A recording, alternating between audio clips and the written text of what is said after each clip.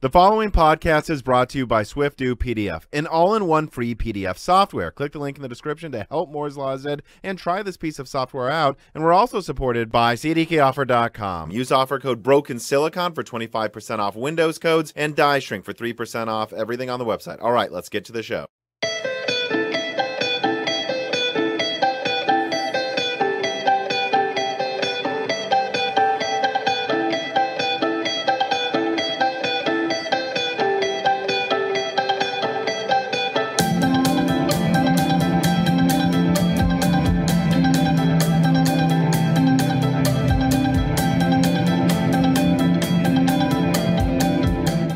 Okay, welcome to Broken Silicon, a gaming hardware podcast. I am your host, Tom, and I know I have limited time because he is a man where his time is very valuable, so I won't tarry any further. I will let my guest introduce himself. Oh, well, thank you. Yes, my name is Richard Hoeg. I am the managing member of the Hoeg Law Business Law Firm here in Northville, Michigan. But I suspect most people know me from my YouTube channel and more specifically the series Virtual Legality, where we talk about the business and law of technology and video games and pop culture, hopefully in a way that can help people understand those things when I know they can be a little bit tricky.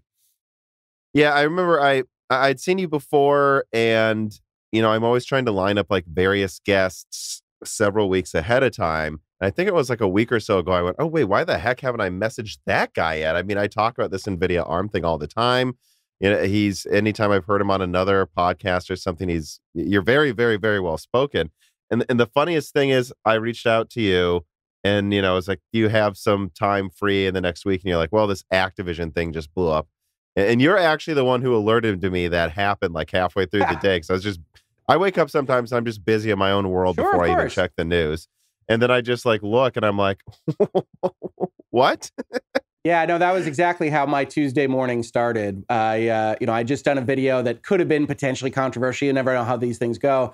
And I woke up to, the 20 plus indicator on my Twitter and 570 emails in my not work clients box. And I said, what in the world is happening? And so ever since Tuesday morning, it has been a whirlwind of stuff. And yeah, you had contacted me to talk specifically about NVIDIA and ARM. And I said, well, we might have to push this because all hell has broken loose in the world of video games. But we found a time. So I'm glad to be here. Right. And that's what was funny is once I read that, I was like, well, I know you're busier, but now I definitely want you on this week to talk about both NVIDIA buying ARM and Microsoft buying Activision Blizzard, which I actually think I'm actually surprised how often people aren't making the connection here that there are similar themes between these two acquisitions. Okay. But let us not get ahead of ourselves. I actually want to start with a little bit of who you are. Like, tell people as little as you or as much as you want about like where you're from and who you are. Sure, absolutely. Well, I grew up in the law doing mergers and acquisitions. And venture capital. I went to the University of Michigan Law School. Go Blue. I'm a Wolverine through and through. Great law school. I graduated in 2005. And from there, I started doing that kind of primarily technology-related business law. I never wanted to be a litigator. I'm not the guy on Law and Order. I'm the guy that's working on contracts, helping companies get formed and funded. And one of my favorite things to do is to help small businesses, entrepreneurs with dreams and work on those technology contracts. And so I did that in 2005 through 2008 specifically when there was a minor economic problem. Venture capital dried up a little bit. And I started looking to enhance my own book of business by focusing on, at that point in time, what is a pretty nascent contractual universe of software as a service. And working through those questions that even the big law firms were still working through. And quite frankly, even here in 2022, software contracts, novel ones, are some of the stuff that requires the most legal drafting because everybody's doing something different. If you've got a value proposition, it's going to look different from somebody else's. That combines with data protection and privacy, all sorts of fun stuff. But I did that as my primary book of business for a period of time. I was made partner at the law firm that I worked at, decided I didn't want to be in big law forever. And so in 2016, I opened my own shop with a partner who wound up going back. And that became the solo legal firm of Hoeg Law. And in 2016, I was looking at things and saying, well, okay, here's what I've got. I've got a good book of business. I've got clients that like me. I know what I'm doing. I don't want to market this thing as just smaller, cheaper than this white shoe big law firm that I had previously worked at. what can I do differently? And a couple of things opened up. One, I started sponsoring MGO Blog, which is essentially the Wolverine sports internet website. And the second one was that I started discovering Patreon, and that one of my favorite podcasts, which was the Easy Allies, who do video gaming stuff out of California, had opened up a sponsorship for a relatively low amount. And I said, well, all right, that'll be weird. We'll have a law firm sponsor this video game podcast to Californians. And that kind of started off a series of events that wound up with me contributing question answers to them on things like Microsoft buying companies, even back then. And that became a segment called Help Us Out Hoeg. That had a lot of traction. I said, I wonder if I can do my own kind of videos, my own kind of content. I had clients that were going and pursuing that space. And then in late 2018, I had a couple of deals fall through over the holiday season. So I had some time, and Virtual Legality was born. Our very first video was talking about whether or not you could get a refund for Fallout 76 under the terms of service.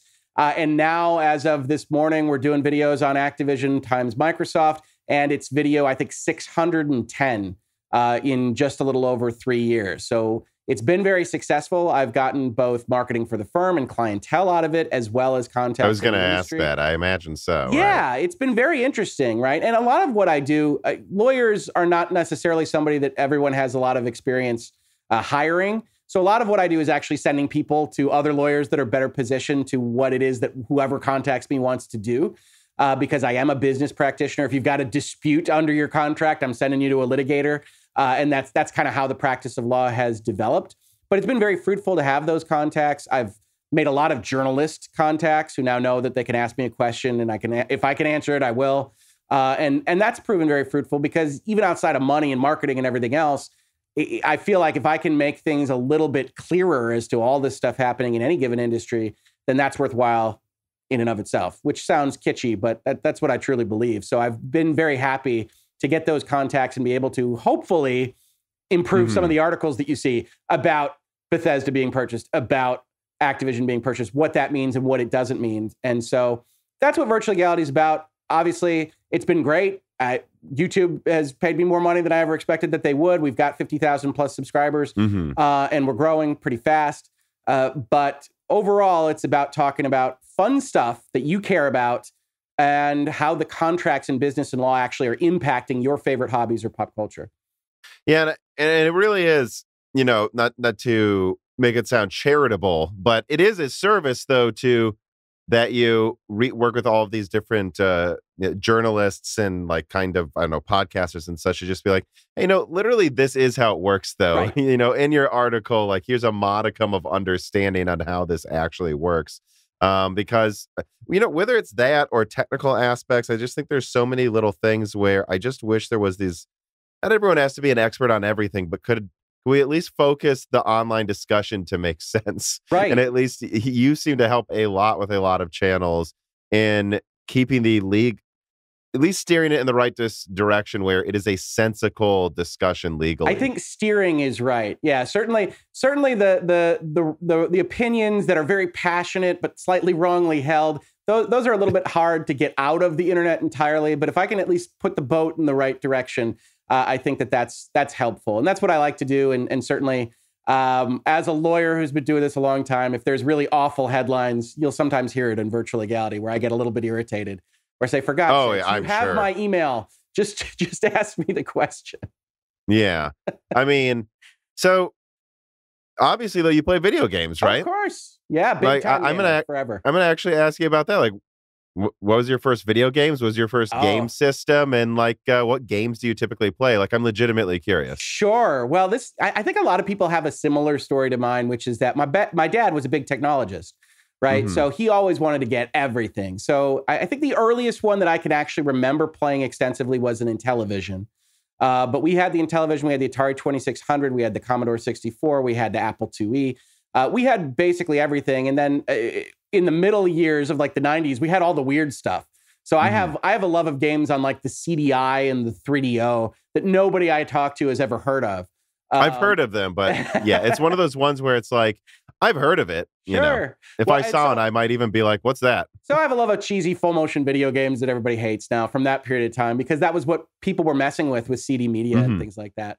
Overall, what I play, I I like narrative in video games. One of my favorite kind of moments when I was younger was like really learning that Final Fantasy and 2 and 3 could really tell interesting stories through that medium. And so I've always been kind of enamored with that and somewhat frustrated when gaming moves away from that in large degrees. But that's what I tend to play. That's what I get most excited about. Final Fantasy VII Remake project. I'm interested to see where that goes. Those games that tell stories. But realistically, I'm Renaissance, and I play what the gaming industry gives me.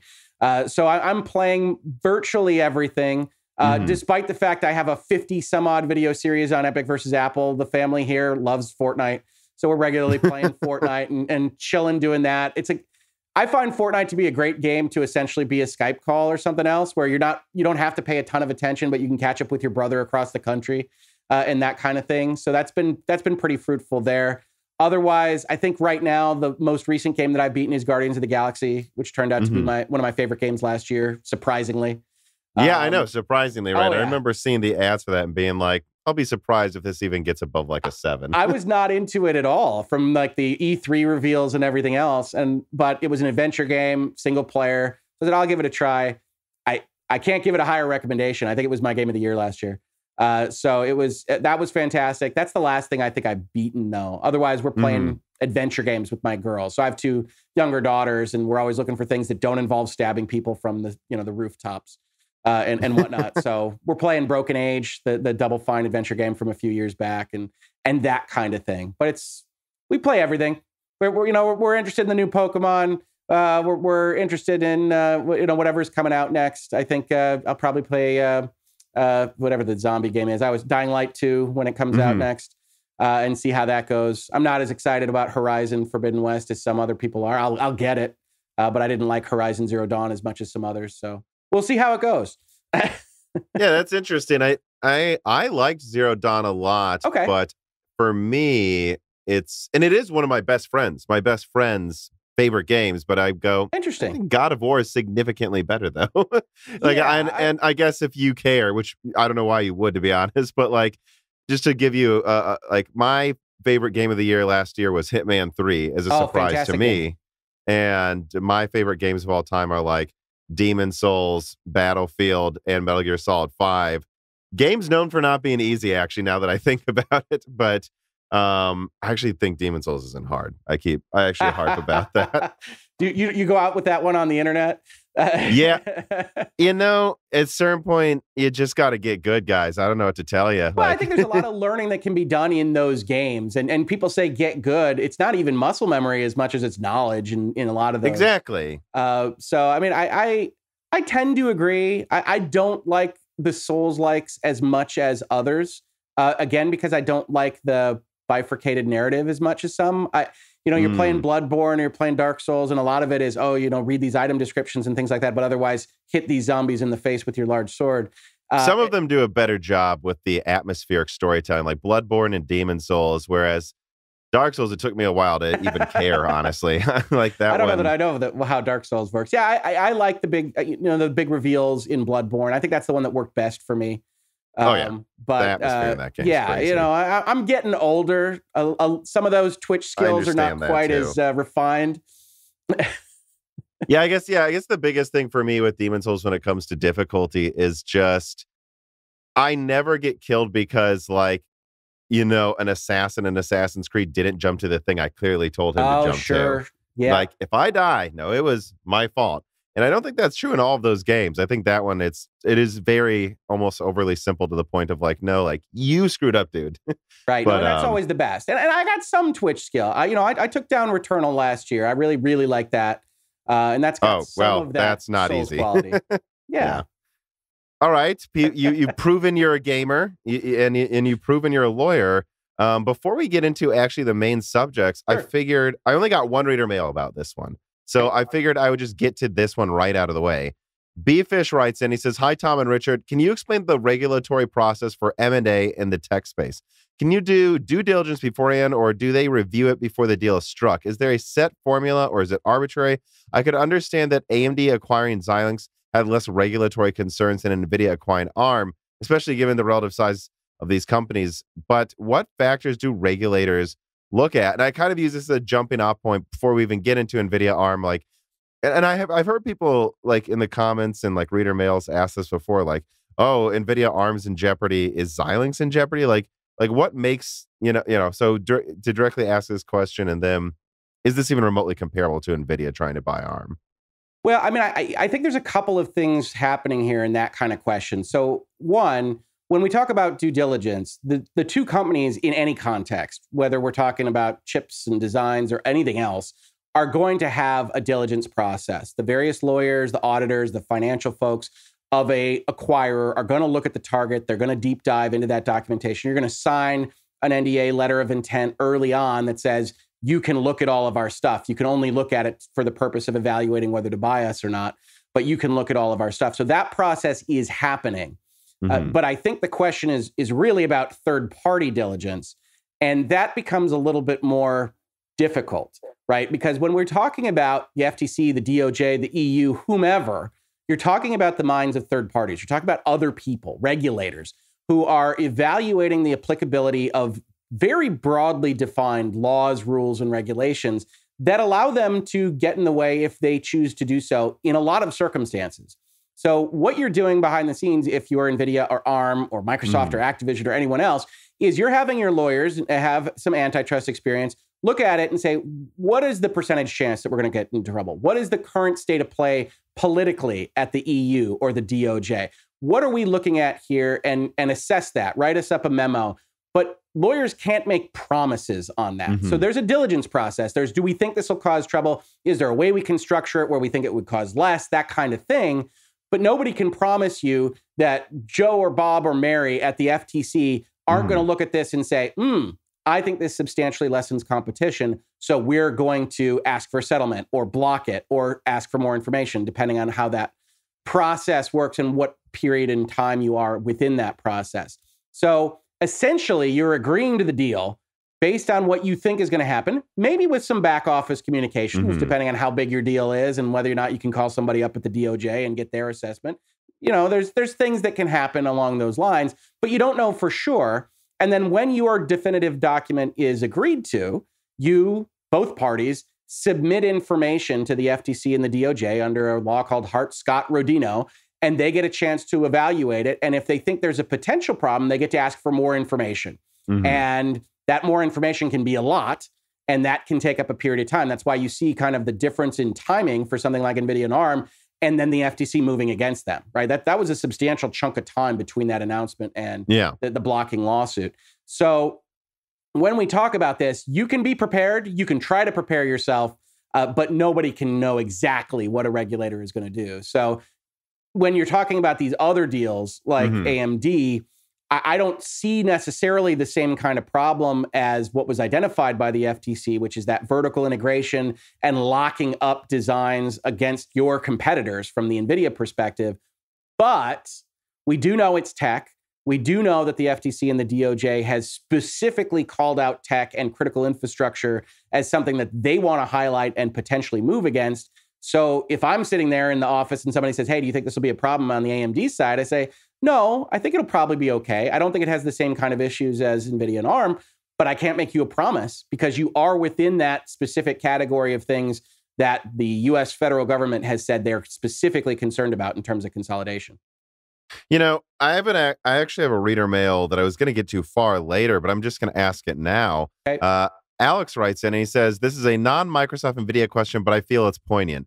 If the NVIDIA deal drops through, it seems like it'll mostly be due to the fierce opposition, but looking to the likes of Google and Facebook, Apple, do anti-monopoly courts really have that much power? And then in recent days in court and investigations to the likes of Apple, Facebook, Google for anti-consumer monopoly practices, the court seems reluctant to do anything about these ever-growing behemoths. And kind of what I'm taking this reader mail as a jumping off point for is, you just said, they've openly said, hey, we see tech as a area that just needs a lot more regulation. Okay, but does Google just get a free pass because they did all the stuff first? Like a lot of these companies do seem to clearly kind of have semi-monopolies all over the place right now. I think there's questions about Amazon. Do you take this proclamation of regulating tech to be, hey, it stops here, but I guess everyone who got in the door first gets a free pass? Or do you think that there is a chance they start going after other companies too after Nvidia or some other things we're bringing up today? I think there's a chance. I mean, if you look at news items, Facebook right now is facing FTC complaints for deals that are long done with Instagram and WhatsApp. And those were deals that went through the Hart-Scott-Rodino investigative process. Right. And I think one thing that people get confused about, and I don't blame them for this, is the notion that if you get through that process, the U.S. government has approved the deal in some fashion. That's not what this does. Nobody approves a deal. There's no green light. There's no rubber stamp. There's nothing like that from the FTC or the DOJ. They effectively just allow them. And that can be the end of their investigation. But they can look at it 6 years hence, 8 years hence, as the FTC is doing with those Facebook acquisitions and say, well, we didn't know that there would be a competition fault when we were looking at it. But now that we see things, we now think that there was a significant problem there. And so we are going to try to unwind that deal. Now, that's a problem for corporations operating in the United States, period. You really don't want to see regulatory bodies re-examine a deal that went through that you've already tied up all your resources with. It doesn't facilitate a lot of optimism in doing business if you just go 10 years later, we can just get screwed. I mean, well, Facebook has, regardless of how you feel about Zuckerberg or Facebook or everything else, they've invested money and resources in those two subsidiaries and have done things with them. And unwinding that, if FTC wins their argument, they're unwinding that becomes really tricky, right? And how you do that and make sure that Facebook doesn't get screwed in the process, regardless of how you might feel about whether or not they do. And so when you say, hey, does this mean that it happens now and we're not going to do anything in the past? I wouldn't say so. The FTC and the DOJ, I saw reference in your question to the courts. There's actually a couple of things happening here. And so I think it's worthwhile to back up a step. The FTC and the DOJ are executive branch agencies. They're the ones that would bring the complaints, like you see with the Nvidia deal, like you see with the Facebook deal. And then they bring those complaints and they have to be evaluated for the most part in the court system. Right. So the FTC and the DOJ is empowered through things like the Sherman Act and the Clayton Act and other regulatory powers to say, OK, we can block a deal if we find that it substantially lessens competition. But they aren't the final arbiters of whether they're right or not. There's a third party. That's the court system that says, maybe you're right, maybe you're wrong. The FTC hasn't won every single time they've done this. So when, I know we're going to talk about it when you say, hey, is the Nvidia deal dead? Nvidia is fighting the good fight on whether or not they should be allowed to do this. They're trying to convince both the FTC and ultimately what would be the court system that what they're trying to do with ARM is not anti-competitive. And somebody somewhere down the line will evaluate that. The FTC, the DOJ aren't the ones that get final say, although their say will be respected. That's their job, is to look at these kinds of things. So it's not like Google and Apple and Facebook and the rest of the big tech companies have gotten all their stuff done and now the DOJ and the FTC changes their stripes and they're fine. But it is the case that the earlier they did things, the more likely they are to survive that. The FTC doesn't want to do what it's doing with Facebook, ultimately. The other thing to note there is that different administrations change tacks here, right? The Trump DOJ and FTC were operated very differently than the Biden FTC and DOJ. And if there were a shift in the next election, that would be something that could potentially change the operational capacities here as well. So unfortunately, antitrust, especially at these levels, very, very political, especially because the laws are, as you can probably tell, very kind of ambiguous. Do you hurt competition? Do you restrain trade? Are all things that are essentially guesswork. And you have two people yelling at each other, right? You have Nvidia saying, no, we help competition. And you have the FTC saying, no, you hurt it. Okay. How do you decide that? And ultimately, that's why antitrust law is very difficult to guarantee from a legal perspective. But it probably makes it more fun creatively to argue and look over, right? Because that's reminding me, I took some international law courses and I loved it because international law is just, is there a precedent? You can go back 800 years and say, you know what? This ship crashed all the way back then. You honored that agreement. Why is this new agreement not being honored 800 years later? Because as far as we can tell, you've been operating, it's very much so literally arguing that it is like following the letter. So I'm sure it can be very interesting. Oh, yeah. I mean, international law is one of those fun ones. That's where I tell people, well, international law doesn't technically exist. And so, that creates all sorts of trouble. I like that you brought up kind of like the inevitability and stuff, because Mate Hacker writes and he goes, welcome, Richard. Hello again, Tom. Great topic. Companies either buy or create innovation. It's good to understand this better. So I'm glad you're here. On the point of the Nvidia ARM acquisition, for the first few months, it appeared that this acquisition was just going through the paces, was certainly going to go through. And I certainly felt this too. It's what this contributor said.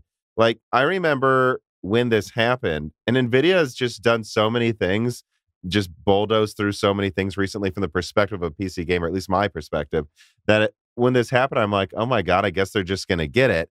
Yeah. And then years later, then the EU was stepping in, but then the FTC steps in as well. And I'm glad that you brought up that, yeah, it was never going to be blocked immediately. This always takes time for the courts to respond, right? Right. Well, so the way this process works is, like I said, you turn in, hey, we're doing this deal to the FTC and the DOJ. And I keep using both agencies because it's really both agencies that do this. They assign it to one. And then what they do is they look at it. They have a short period of time, a relatively short period of time to say, we think there's a problem here, or we think there might be. And then they can essentially ask for more information. And that more information can be a ton. And they can ask for it. And until they feel like you've responded adequately to their informational request, the next timer doesn't start running. So once they feel like they've got enough information, the timer runs for another 30 days. But that period of time where they're asking for more information and the company is delivering it is contentious, probably, because you've got a second view that these agencies want to take. Nothing good can happen in that second view if you're trying to acquire a company. And so you're trying to give them information that's responsive, but not everything. And it's a whole thing. And then even then, after they get all that information, they get to decide whether they want to require a settlement. They want to try to block you. You can see in some of the Nvidia documents that they respond to the FTC block by saying, hey, look, we offered to make sure that, hey, we're going to keep all the neutral contracts. We're going to operate in this fashion and this fashion. You don't need to worry about this. And, we care about our GPU business, so it doesn't make any sense for us to squash the CPU market and that kind of thing, where they make all these kinds of defensive statements.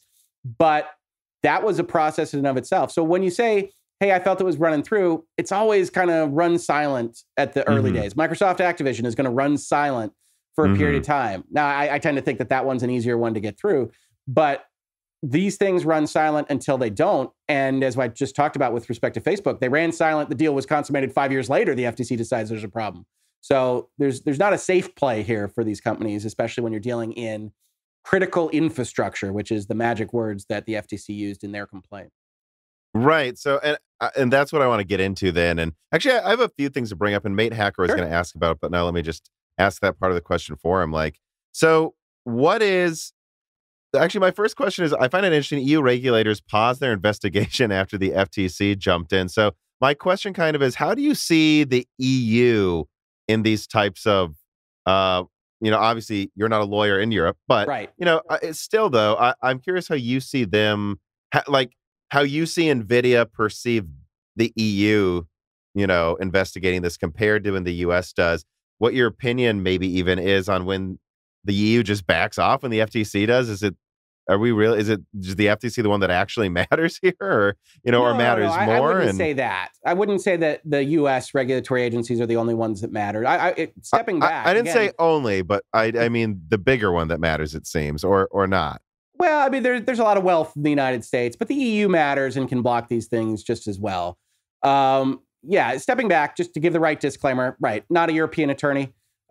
So everything that I say here is my interactions with the European Union and other jurisdictions from afar. But in my experience, the European Union has generally been more willing to be aggressive with its enforcement of antitrust regulation. The reason I think you see a pause is because it doesn't make a lot of sense for the various agencies in different jurisdictions to hammer on a point at the same time. So the pause they're all busy. The pause isn't we're stopping. It's okay. Somebody has taken the ball with the expensive thing, which is litigation and blocking. So we'll let them run with that. And then if it doesn't come out the way we think it should, then we'll resume at that point in time. So essentially, FTC was first to say, we think there's a real problem here. And the EU says, well, maybe the FTC, hammers this, gets rid of it. We don't have to worry about it anymore. We don't even have to think about it anymore. So we won't spend the money, resources, time right this second. We'll let that run its course. And then if we have to reevaluate after it's done, that's what we'll do. But certainly, even if the FTC, the DOJ, the US side of things were to just go away, I still think you have potential issues, Great Britain and the EU, that have expressed concerns about this deal that would be resurrected if the United States decided not to do something.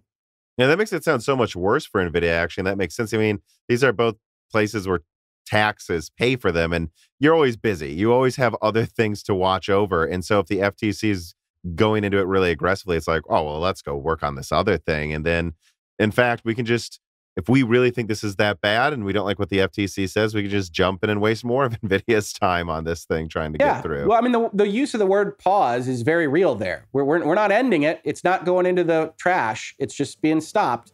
And if it needs to be revived, that's what we'll do. Today's video is brought to you by CDKOffer.com. Whether you're looking to get good deals on PlayStation, Microsoft Office Professional, or both Windows 10 and Windows 11 operating systems, CDKOffer.com has you covered. CDK is a long-term sponsor of Moore's Law is Dead, and that's because they have been consistently providing me and Moore's Law is Dead's fans with a service that I think PC gaming just needs. Reasonable operating system and Microsoft Word prices. We all have to use these products, and we don't need to overpay for them if you use CDKeyOffer.com. And you know what? I know I will be using these products later this year for a new Raptor Lake or Zen 4 system, most likely, and I will do so knowing that, well, they're all legitimate keys, and they are going to be delivered to me quickly and promptly when I buy them.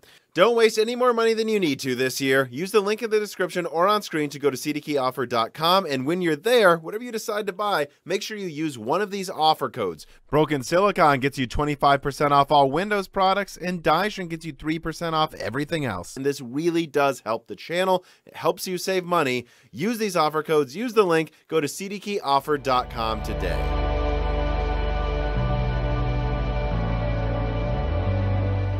So, all right, then let's just make sure we kind of cover this.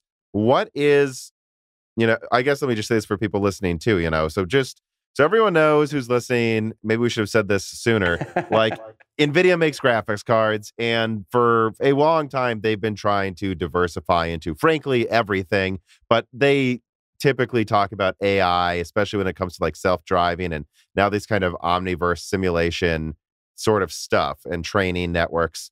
With training networks is, of course, training a network to kind of like algorithms and do things for you. I suppose it's a very butchered explanation, but they're now trying to buy ARM, and ARM makes everything you own, or they license IP to companies that build CPUs and half of the stuff you own. And design it, right? I mean, like that's the best way to frame it. Yeah, I mean, design is, I guess that they don't really like, because Apple took ARM IP and designed their own stuff, but kind of, yeah. And,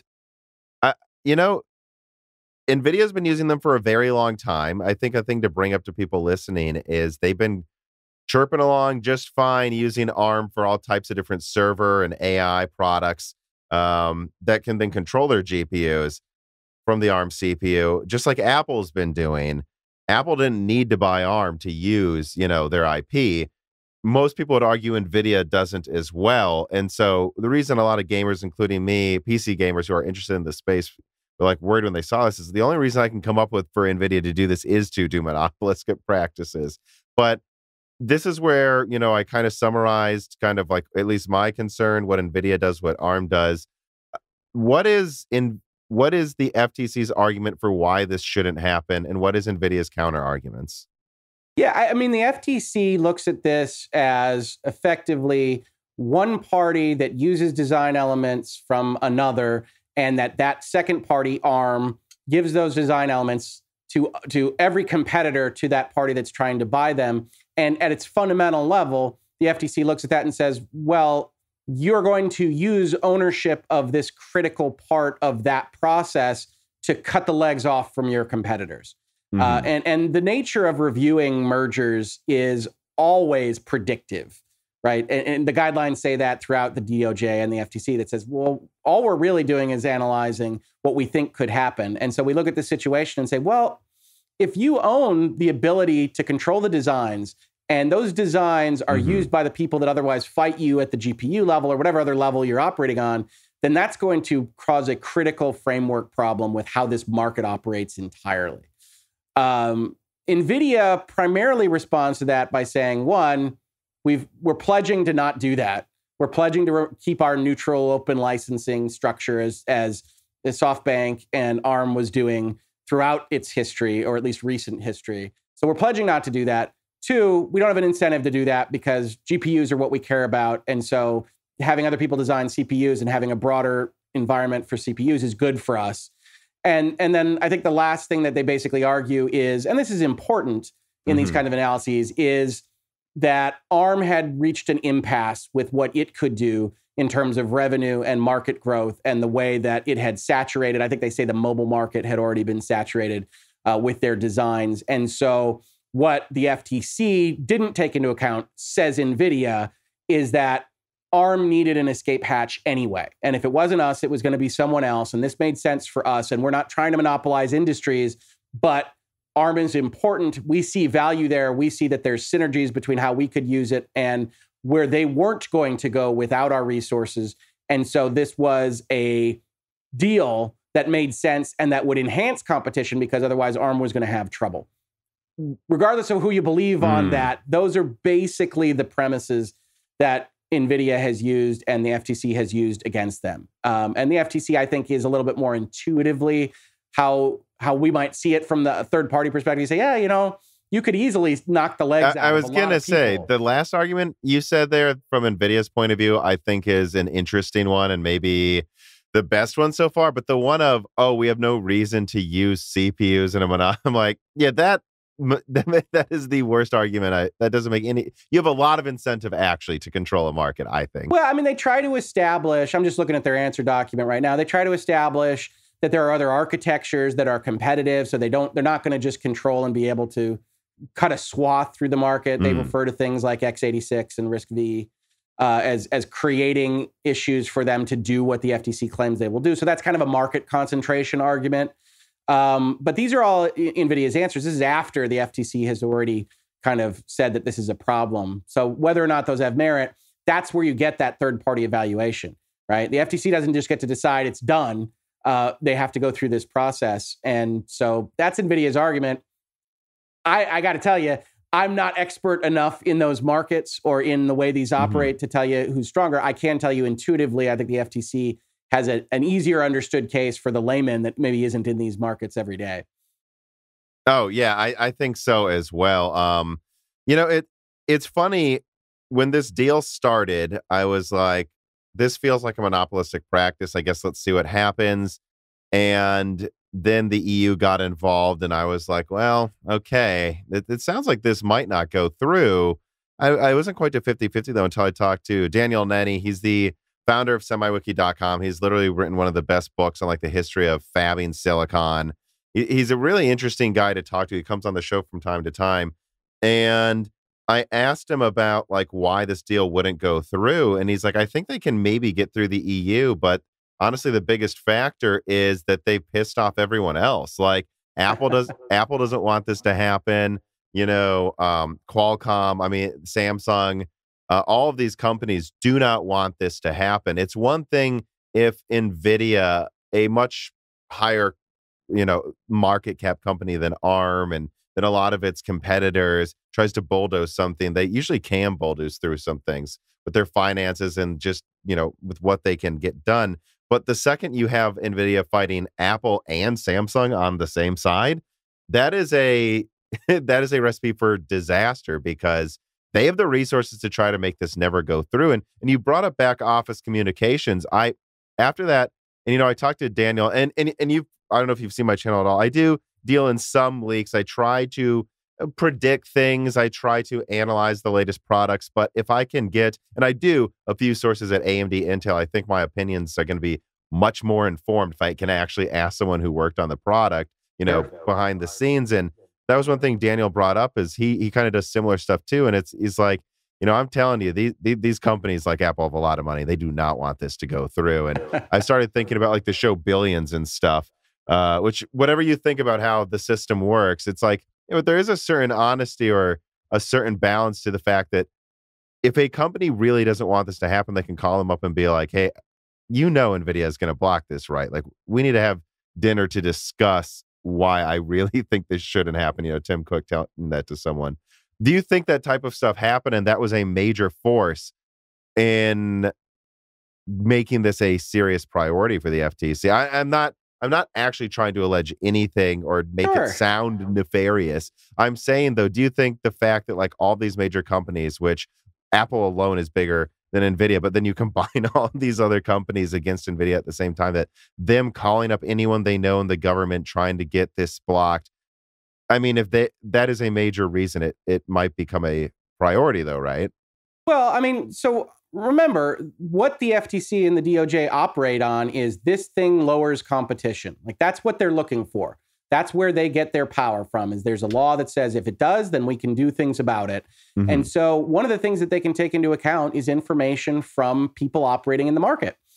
It's important to understand, and this is a tricky thing, and certainly this came up with Epic versus Apple and a lot of other things that I've talked about in the recent past, that the laws are not designed to protect competitors. They aren't designed to protect every actual participant in a market. They're designed to protect the concept of competition. And so one of the things that the guidelines really struggle with is, okay, spending a lot of money to annihilate your competitor is high-level competition, right? Like at a fundamental kind of philosophical level, that's competing hard. But we don't want your competition and your elimination of rivals to be in a fashion that is unfair or causes trouble for the underlying end user. And so when you ask me, did they talk about backroom deals? Did they have phone calls? Undoubtedly, communications were had across the spectrum here. If it was that important to their marketplace, that would happen with any given big, giant business transaction. The fact that you get a lot of participants in a marketplace talking at once is probably useful to that from the FTC's perspective or the DOJ's, because you're not as worried about if just Apple calls up and you say, all right, it's understandable why one of you might be upset because this could potentially cause trouble for you. That doesn't mean that the government should step in. If the entire market says this is a potential problem, chances are you're going to get a better ear at those regulatory bodies. And again, in an environment in the last 24 months where they have said they're particularly concerned about critical infrastructure, they're particularly concerned about big technology, and we see that at both the congressional and the executive levels. So I don't have any doubt that phone calls are had and those kinds of ththings. It's probably not quite as nefarious as Succession or Billions would have. Yeah, I don't try to make it sound like that, without dwelling on that subject. It's like, nor even create a value judgment of the fact that, is it really a surprise someone who's in charge of Apple may be able to get the phone number of someone and ask them about it? That's frankly, I would almost make the argument to assume they wouldn't be able to do that is absurd. Of course they can. They're the most powerful people and one of the most powerful companies. It doesn't mean they can tell him what to do, though. Right. No, they can't. You can't tell the government what to do in any respect. You can imply things, you could do various things. If you get into certain bits of the weeds, you have to make sure you're going through proper lobbying channels and that kind of thing. But you can't force a regulator to do what you want them to do. You can just make it clear that you'd prefer they do something. And if you do that, it's worth pointing out that I think a lot of the people that do work at these regulatory bodies actually do believe in their mission. And if you try to force them or lean on them too hard, it's like, well, this could just backfire on your company. Like, now they know that they don't like you.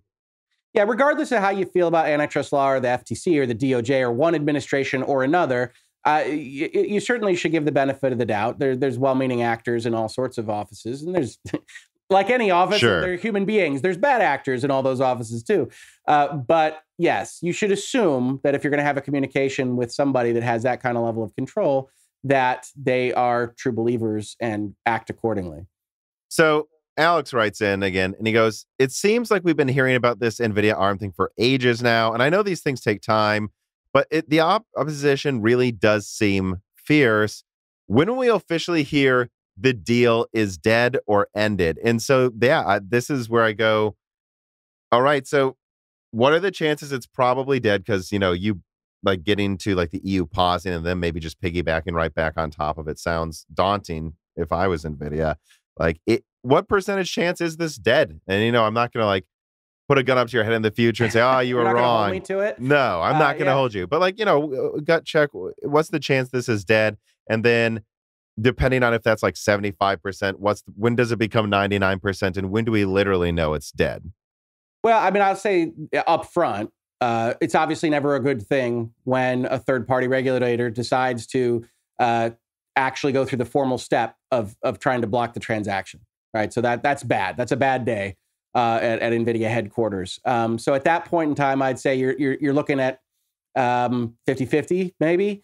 The issue is that it's not quite living or dead, right? Mm-hmm. You've heard me reference it a couple of times, but there are very often deals that can get through that are done differently than they were originally announced, that have divestiture of certain assets, that have certain recorded contractual agreements that you make with the regulatory bodies. And so if you're willing to spend billions and billions of dollars on the acquisition, you're willing to try to figure out a way that you can get it through somehow with the various regulatory bodies until it looks so little like what you wanted in the first place that it doesn't make sense. So right now the process is, and that's the main part of NVIDIA's answer is, look, we're willing to promise you all these various things. What else do you need? Let's not block it. Let's figure out a way that you can be happy.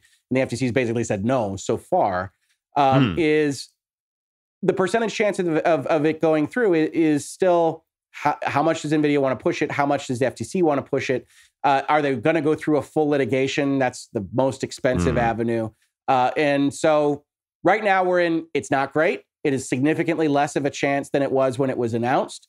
But I say 50-50. We're in that middle area where it could go any direction. It's definitely not 99%. NVIDIA could come up with a solution. The FTC could decide that a given solution is okay, that the EU is also okay with, that works on all levels, but maybe doesn't look quite the same. Maybe NVIDIA doesn't take on asset X or has to commit in some specific way to not doing something for a period of time. And we saw that, ironically, with the other stuff that we're talking about in this video, with Microsoft, right? The entire 90s was Microsoft dealing with government regulators and agreeing to consent resolutions and things to not do with Windows and to not do with their Internet Explorer and things like that. So you can have that kind of situation. Ultimately, it depends on the people in the room. It depends on the value that NVIDIA was ascribing to this, what it intended to do with it, what it thought its ROI was, how far it's willing to move from those points in terms of trying to assuage the fears of government regulators, and then when it doesn't make sense anymore. So we're in that we're less likely than not of going through, but there's still a number of universes in which this could happen. The FTC has only recently moved in a formal fashion, so we don't know. I don't really mean to imply anything with how serious they are. They're clearly serious, but exactly how flexible they are in terms of allowing the deal, or whether this is a non-starter in those offices. We don't really have a good feel for that right now. Right. And I think what might make all of this stuff NVIDIA is having to go through now with the FTC and presumably the EU again, if the FTC doesn't do what the EU was hoping they would do, I think the fact that this is like a technology company deal is actually an important point too. Like if I'm an old-timey steel baron, I'll wait 2 decades to get the raw materials that kill all of my competition if I can get it done. And it might even be worth being watered down because I'll still have a massive advantage. But with technology companies, time matters. Like they have roadmaps. They clearly have plans to use ARM for specific things. A lot of it, you could argue they don't need ARM, but it's like, well, okay, then they don't need to buy ARM. So I feel like whatever they thought they could get out of ARM, if this takes years to go through, and again, I feel like the point of like Samsung teaming up with Apple and Qualcomm and all of these others is a big deal because, yeah, if the FTC doesn't go through, they're like, all right, let's start calling people at the UK, the EU, let's make sure this keeps going. I do wonder if if they can't do a quick, even if it's watered down, like negotiation with the FTC, it might not even be worth NVIDIA's time at all because it is a technology company. Waiting to use it makes this so much less worthwhile to them. Right. Well, this was announced in late 2020. So I mean, you're already a few years in the future from when it was announced. It was always going to take a little bit of time from that announcement.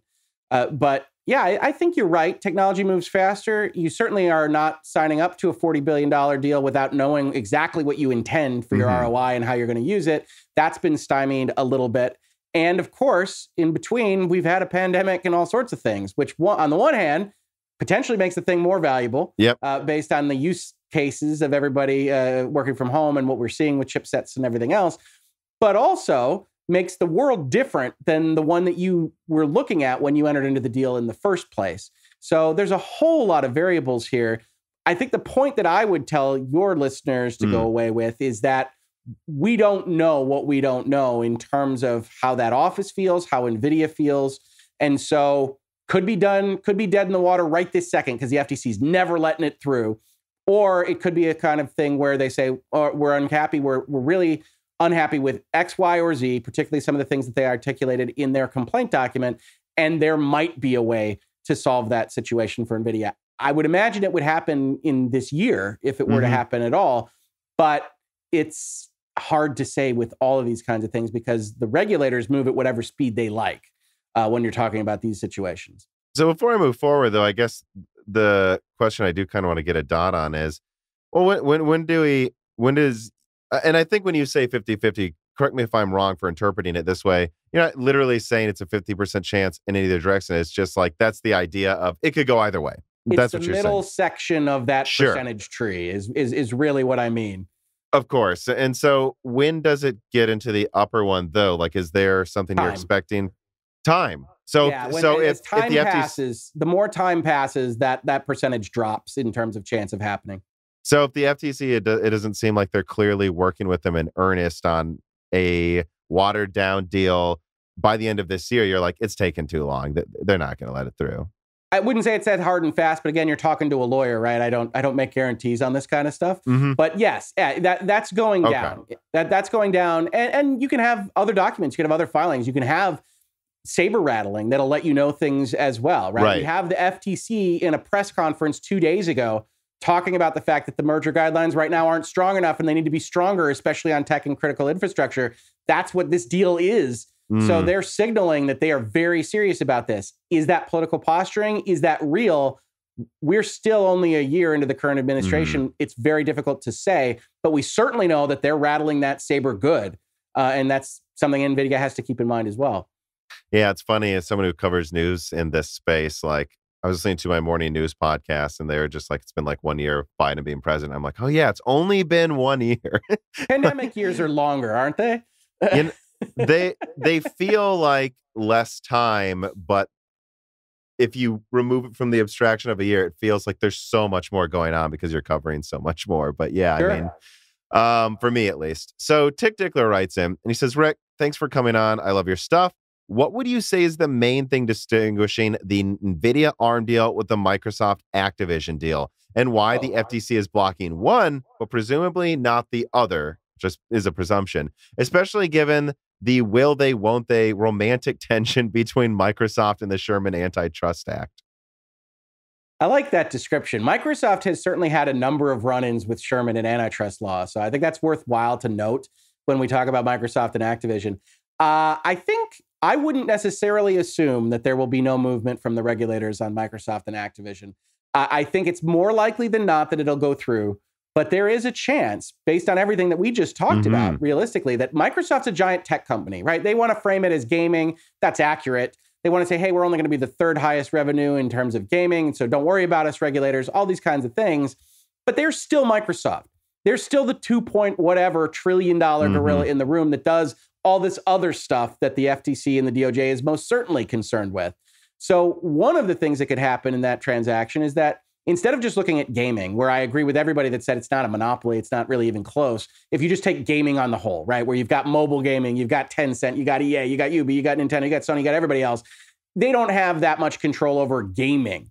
What they do have control over is certain aspects of cloud services, software as a service, Game Pass, a brand new market for recurring revenue streams in content delivery in the video game industry, that if the FTC or the DOJ wanted to rattle that saber more, could give them enough ground to say, okay, we're going to take a closer look. They're going to ask for that second investigatory review, which I think they will, regardless, because it's $70 billion. And we're going to say, okay, you're impacting the cloud market. You're impacting the server market. You're impacting these critical infrastructure markets by this acquisition because you're locking out other potential competitors in this particular space, and we're going to cause you trouble. Do I think that that is more likely than not to happen? I don't. But I do see a universe in which the FTC or the DOJ could decide to move against it. Now, the reason I don't think it's as obvious as something like NVIDIA ARM is that we aren't actually talking about generalized infrastructure at the Activision purchase level, right? Activision isn't that kind of tech company, even if it's enormous. And so what we talk about, hey, Call of Duty is going to get locked up on one console. As I tell people in virtual legality, yes, you can complain about things like, let's say, false advertising to the FTC when somebody says this product in this video game will do this thing and it doesn't. That is legitimate. It can be a violation of the law. The FTC does not care about that as much as it cares about that pill that accidentally kills you or that refrigerator that spoils your food. There's different levels of things that these regulators care about, and video gaming, just as it is low on that list. It's a luxury good. It's legacy media. They let Fox Disney go right through. There's a lot of analogs that you can make that say, they're probably not going to care that much about Activision. But if you can bring in, it's Microsoft. If you can bring in Game Pass, software as a service, Azure, that kind of argument, FTC and the DOJ can slice the market any way they want. They are not limited to just saying all gaming, not a monopoly. They can say, let's look at this market and how it impacts that. And so you could get into that particular issue. If you do, you wind up in a similar kind of circumstance to NVIDIA ARM, right? Where you say, okay, they're grabbing this content in order to kill cloud services. They're grabbing this in order to make Azure more attractive in a fashion that could potentially kill other competitors. Now, I think that's an even more difficult argument because you got Amazon and everybody else running their own stuff. But you can imagine a circumstance in which an eager, politically motivated agency at the U.S. federal government level says, hey, if we can get Microsoft on the top line of a complaint or blocking document, that's a pretty damn good thing. And so I wouldn't be one of these journalists that's going out there on social media and saying there's a 0% chance. I think in the usual course of business, there would be a low chance of that happening. But this isn't the usual course of business. And we do have agencies that are said, hey, we're interested in talking about tech. And this is, even though it's gaming, tech. Right. Swiggles writes in and he says, other than the very obvious monopolistic look at the situation, on what basis do you determine if something is legal or not? To do something, is it intuition, or what are some things that you can put in objective terms to basically say this is why they can't do it just because it doesn't look good? And I had some other people write in and basically ask the same thing, and I think it is a good question to ask. I mean, absolutely. I mean, come on. If I'm trying to think of another company, maybe not Amazon. I don't know, but like if I think if Nintendo was buying Activision, it would look bad to some people because of how big they already are. But the fact that it is Microsoft is a reason the FTC may get involved, right, compared to other companies. Well, Microsoft's paying for it in all cash. They can find $70 billion in cash. It's insane. That's the size. No, I'm sorry. I think it's 68 or 69. You're rounding up the entire worth of companies to 70 billion. That is something worth pointing out. Well, so it's cash inclusive. We'll take one minor technical step back here. So you might see in the Wall Street Journal, it's reported as $75 billion. Okay. And Microsoft reported it as 68.7, I want to say. I use 70 or around 70 because it is cash inclusive. So it's $95 a share. And whatever that winds up meaning with the overall diluted level of the shares is fine. It's around 70, and you'll get a bunch of different numbers depending on which headlines you wind up looking at. So fair enough. I'll stand down. You're not rounding. Okay. No, it's totally fine because, I generally, I think I've always described it as slightly under 70 is usually how I use it. Obviously, $2 billion is not slight for most companies operating anywhere in the world. But when we talk about these kinds of deals, I would love to tell you that there's hard and fast rules as to how to evaluate antitrust. But we're talking about laws that were passed in general in 1890, 1903, and they're very broadly written to give authority to the executive bodies. They say, if you restrain trade, it's a problem. And that sentence is so ridiculous that the Supreme Court actually had to come in and say, well, you don't mean any restraint of trade because an employment agreement is a restraint of trade. Any document that you ever enter into is restraining trade in some fashion. That's why you do it. So they don't mean that. They mean unreasonable restraint of trade. Whenever you see the word reasonable or unreasonable in the law, you now know that you're operating in judgment land. Yeah. You're not operating on anything hard and fast, no bright line rules, no black and white. You're operating in somebody's mind and judging them. So, Epic versus Apple happens, for instance, and I put out a series of videos and say, well, this isn't the normal way antitrust goes. in the normal course, based on precedent, Epic's going to lose and lose hard. And I get a lot of flack from people that are talking about that. And I said, I'm just telling you what I've seen historically about how these things are judged. And people ask me, how does that arrive? And the answer is, okay, in that particular instance, Apple has built a marketplace. And in general, the law doesn't say you can't be a monopolist of the one product that you built. We don't want that. So Epic always had a tough hill to climb, and they've decided to go a different direction with regulatory bodies and things, and they might find success there. But in terms of whether or not something's a monopoly, whether it restrains trade, whether it lessens competition, I can point you to the guideline documents. They're hundreds of pages long, but the opening paragraph for both sets, vertical or horizontal merger guidelines, says the same thing. It's inherently predictive. There's no one-size-fits-all model. We're guessing.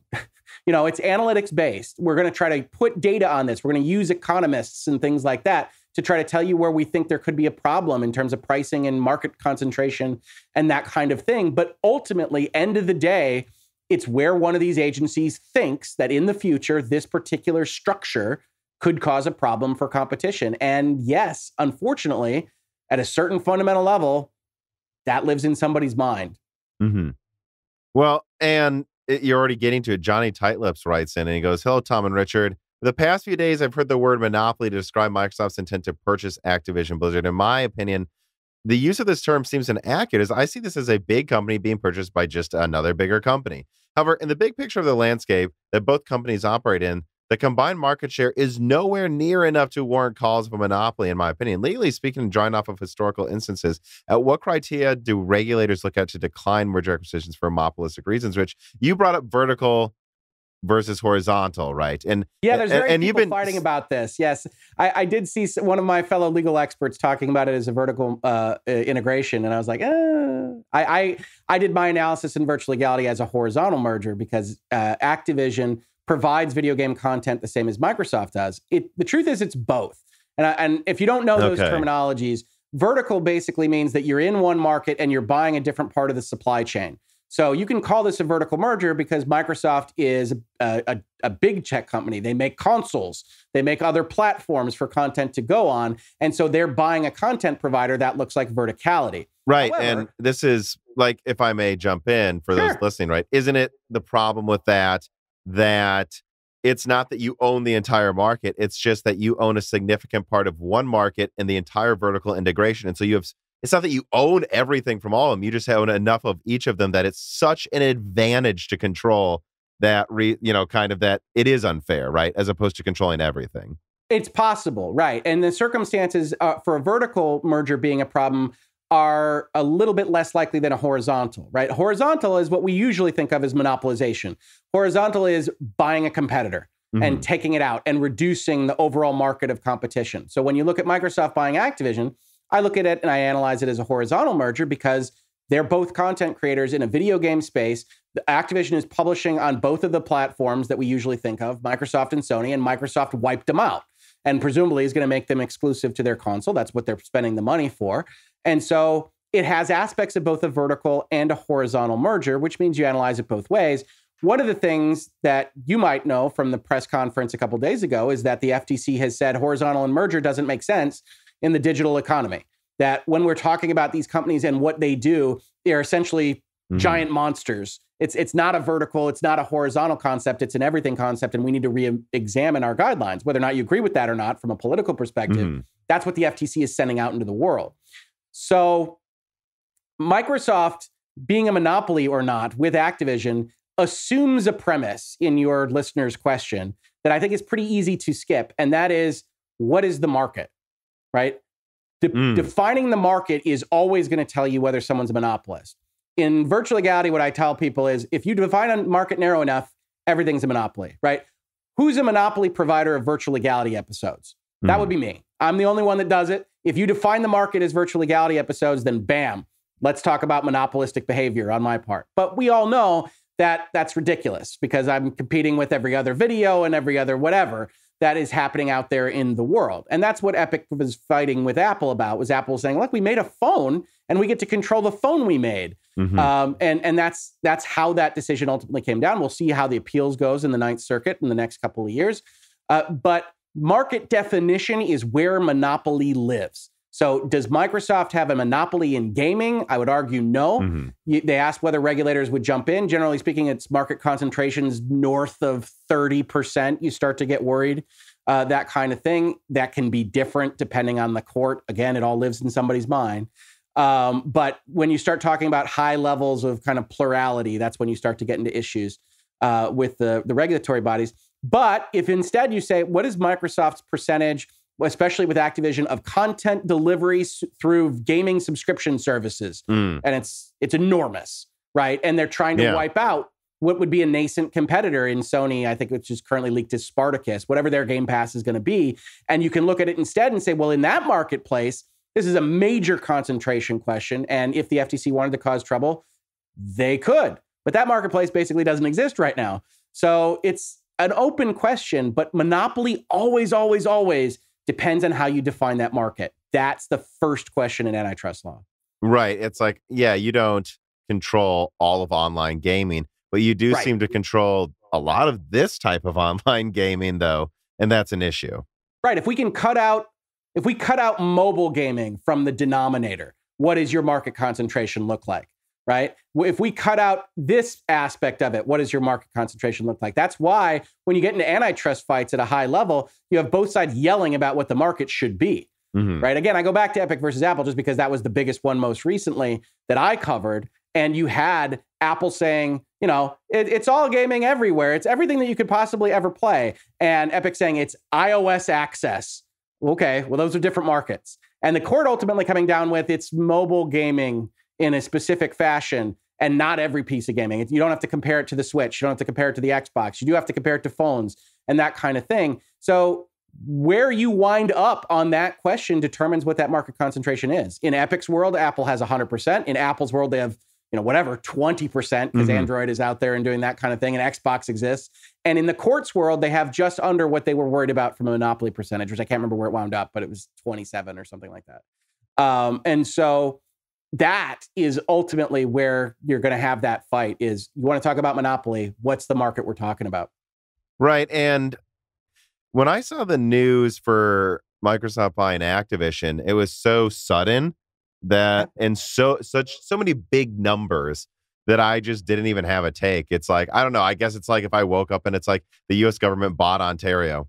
I'm like, okay, I didn't know that was a thing that was going to happen. Well, that's how I felt. I mean, the other part of this story, right, is that Activision Blizzard was a relatively frequent guest in Virtual Legality because of all the troubles they had gone through from the summer of 2021 on. So, I did 30 some odd episodes between California and the EEOC and all of the complaints about Activision Blizzard. So this comes out of nowhere, but is a part of that story, right? Microsoft probably isn't buying them if their stock price doesn't take a 35% dive in a month. Right. And like MCH writes in and basically asks that, do you think Microsoft bought Activision because its value went so much lower from recent scandals? I mean, It's still a huge number, though. Let's be honest. That's what So if you look at the stock price for Activision and you go and you look at early 2021, even mid 2021, before the state of California sues them, you see that the stock price of Activision is between $90 and $105 or so.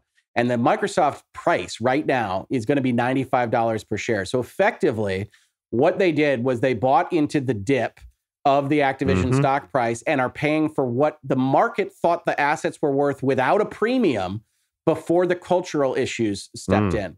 Microsoft feels they can cleanse those cultural issues simply by moving ownership, and I don't necessarily disagree with them, but they are effectively buying what would have been a $100 billion company at the same market premium for $70 billion, 70 cents on the dollar if you're Microsoft, and with cash that they weren't doing anything with. I mean, it's freaking Microsoft. So they have cash to do whatever they want, and so they took advantage of a significant cultural issue and a price dip for Activision. And I'm not saying there's anything wrong with that, but there is no question in my mind that this happens because of the last 4 or 5 months at Activision and their PR and everything that was happening over there. Which I guess it is worth pointing out, though. Yeah, you change leadership, then that changes probably how they operate their culture. But the old leadership just got huge diamond parachutes, right? I mean, so it's not like they got punished. Old leadership's going to have some shares, right? And if you were going to wipe them out, you were always going to buy their shares. So the answer is yes, but there was no getting around that. There's sure. no forfeiture of the equity. So that's one of those where I think people are perhaps a little bit too mean to Microsoft, saying, "Oh, they gave Bobby Kotick a parachute," and it's like, yeah, they did. There's no world in which you're getting out of that relationship without buying him out. Oh yeah. So this is how it always had to look, whether it was Microsoft or somebody you favored more if you don't like them. So I don't really blame them for that. This piece of content is brought to you by SwiftDo PDF, an all-in-one free PDF software that enables you to create, convert, merge, and compress and sign PDF documents in the blink of an eye. You can use the basic version for free, or you can pay a one-time fee for an upgraded version that gives you a lifetime license. And they're running a special deal right now for the holiday season and New Year's. Don't miss out. Click the link in the description to support Moore's Law is Dead. It really does help the channel. And also to try out SwiftDo today.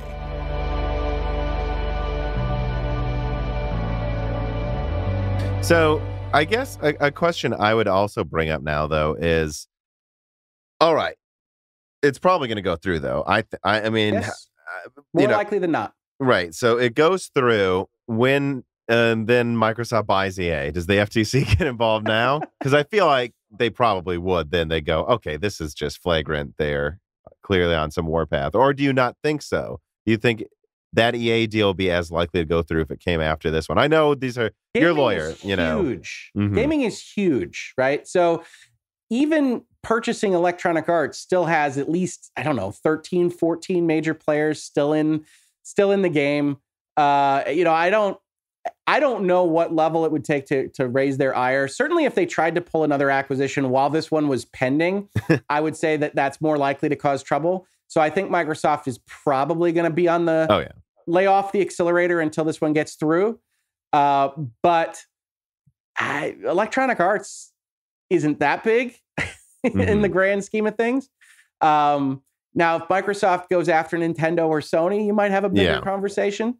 But I think right now you're still at a place where gaming is very broadly held by a number of different publishers. And more importantly, just gaming itself, getting into the process of making a successful game, is relatively low barriers to entry, right? Making a AAA game that is, Naughty Dog or whatever is a problem, but there's still Stardew Valleys being created every day.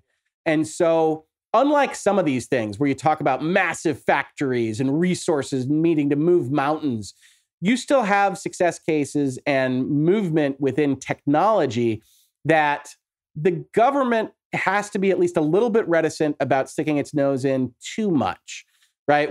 When it gets in the way of Internet Explorer and Windows and at the benefit of Netscape, and Netscape doesn't exist by the time the case is done, you got to be worried about, okay, if you're the government, we're using antitrust laws, the law moves very slowly. Most times the agency is going to be reluctant, except for the most obvious of things, to get in the way, because you don't know what you don't know, and you don't want to block things. If they block NVIDIA ARM, and NVIDIA is right that ARM actually doesn't have an economic avenue, and it's really floundering and is going to cause a problem, and ARM goes under, then you look back on that and you say, well, I don't think the market is better without that design firm. And should they have blocked the transaction in the first place? And you don't really want to be sitting in the government and saying, that maybe wasn't the right call. It doesn't really matter if you're at an agency because you make the call that you can make.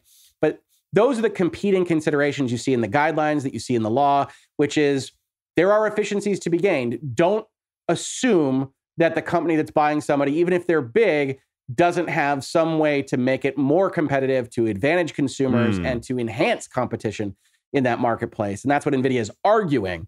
But end of the day, nobody can tell you what they're going to do, FTC or DOJ. Right. Microsoft, Activision probably doesn't rub anybody the wrong way, I don't think, but who knows? If they buy 3 more publishers, maybe you start talking to them. But I think you're going to have an era of gaming consolidation, and what's going to happen is that you're going to maybe have some team ups and some debt leveraging, and you're going to have some people try to consolidate as an answer to Microsoft.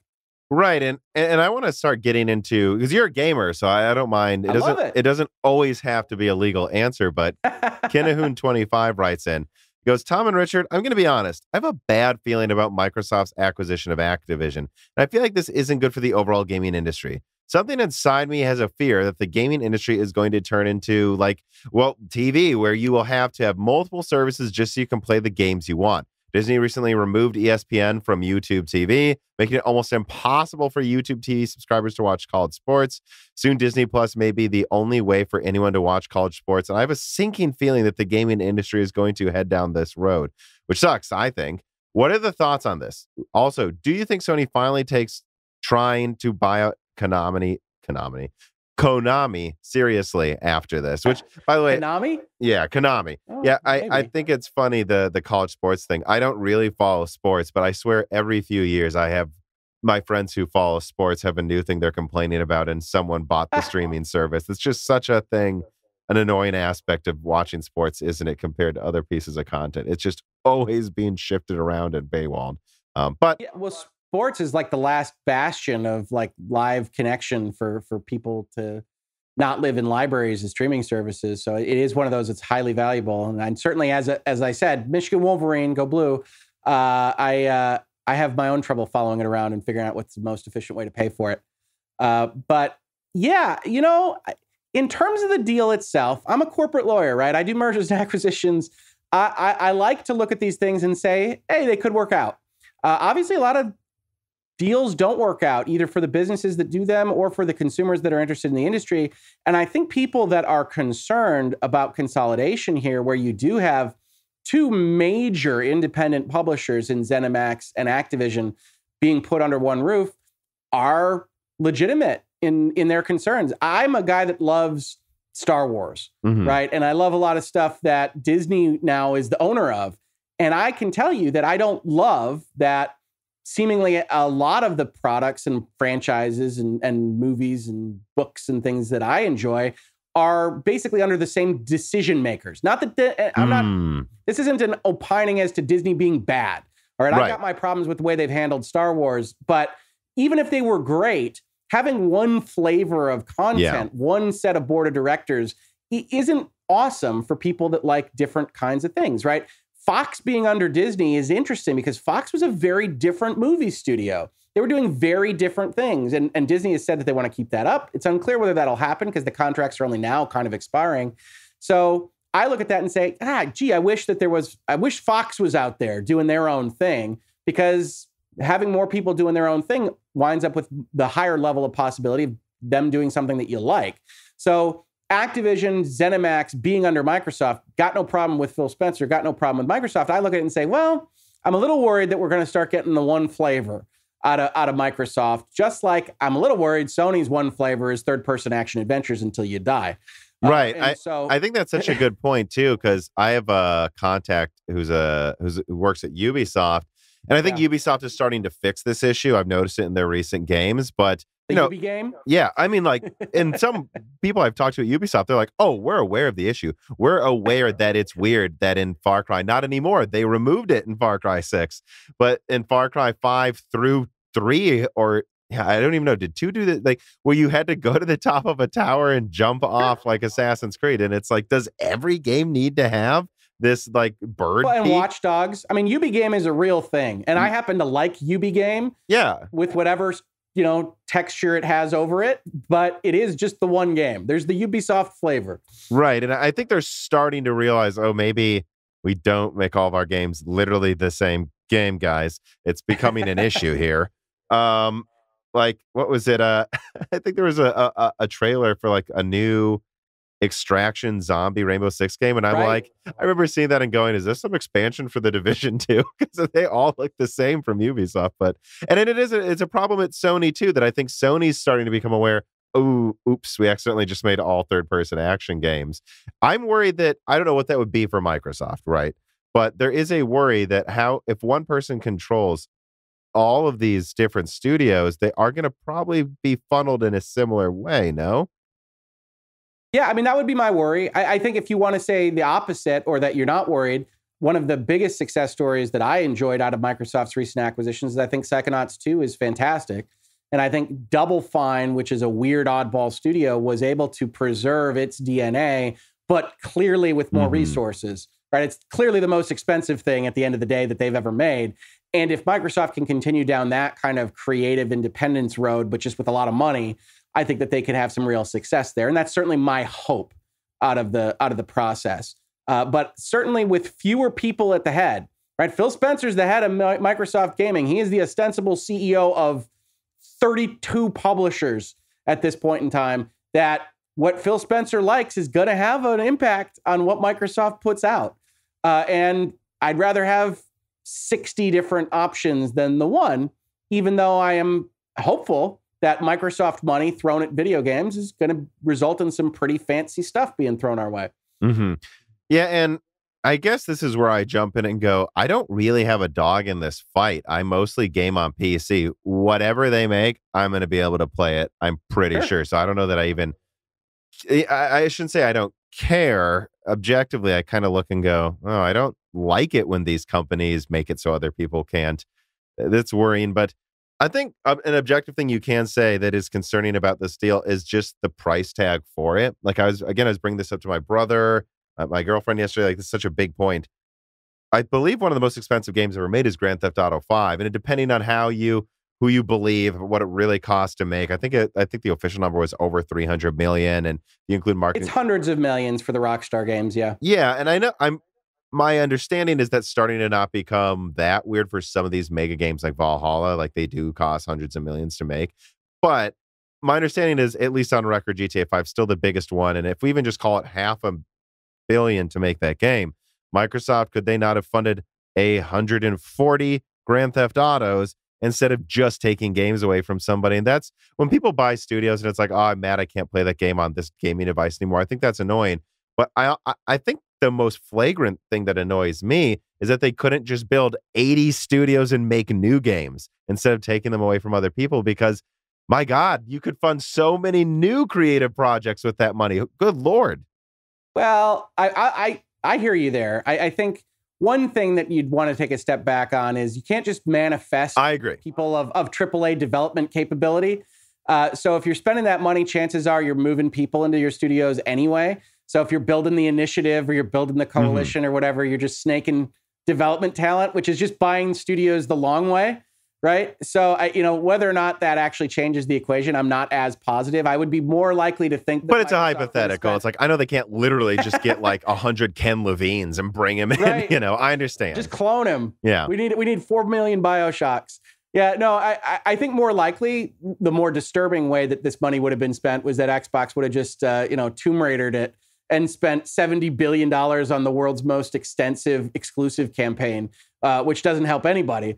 But bare minimum might have allowed more autonomy if those studios stayed what they were. I am an optimist. I know lawyers aren't supposed to be.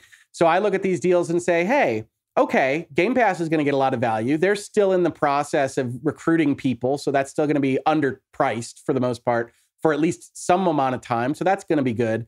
And there's going to be a lot of resources given to companies that maybe didn't have them before. I think the Double Fine Psychonauts 2 experiment is great. I'm looking forward to more Obsidian stuff. I think they're going to use the money pretty well when they didn't get the chance to before. Did Activision need more resources? No. But what does that look like? I wasn't thrilled with the way the direction they were going anyway. I liked their Crash Bandicoot revival. I liked the stuff that they were doing outside of Call of Duty. And then they moved all of their studios to making Call of Duty. Maybe some of that gets unwound by Microsoft and Xbox. So I like to be optimistic about these things. But certainly the fact that Microsoft can wield its war chest in a fashion that none of the other gaming industry participants can is potentially problematic. But I don't think it's at that level just yet.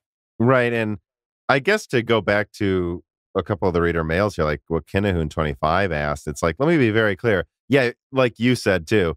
Yeah, there's about to be an insane amount of consolidation for sure is what's about to happen. And no matter how you look at this deal, it's like, because of course, you see a lot of fanboys arguing on Twitter, which I find a lot of real dumb takes from both sides, to be honest, guys. Like you see I think the dumbest one the most simplistically brain dead one I've seen is the Sony fanboy going, "Hey, but we still got Infamous, so who cares?"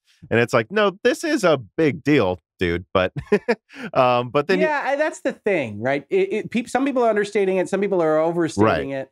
But it is a large deal, especially for Sony, who has a walled garden and is dependent on, among other things, outside of its first-party studios, third-party access to the biggest stuff. And essentially, you're one Ubisoft lockup away from most of the really big-ticket Sony third-party items no longer being available on their system. So it's an interesting time if you're running Sony operations and trying to build your walled garden. Right. And, and then you see... like, oh, well, I can't get this game on Xbox, so ha ha ha. And it's like, yeah, but you do understand that like now Sony is going to try to buy out Konami and Square Enix. I think there's a lot of rumors they've already been in talks with Square Enix. So guys, all those $4 and $5 billion companies are having phone calls. I can guarantee you that. Whether or not that comes to anything, all of those ones in the less than double digits are having phone calls because that's what some of the other market participants can wield. They can't buy $70 billion companies. No. They can spend $5.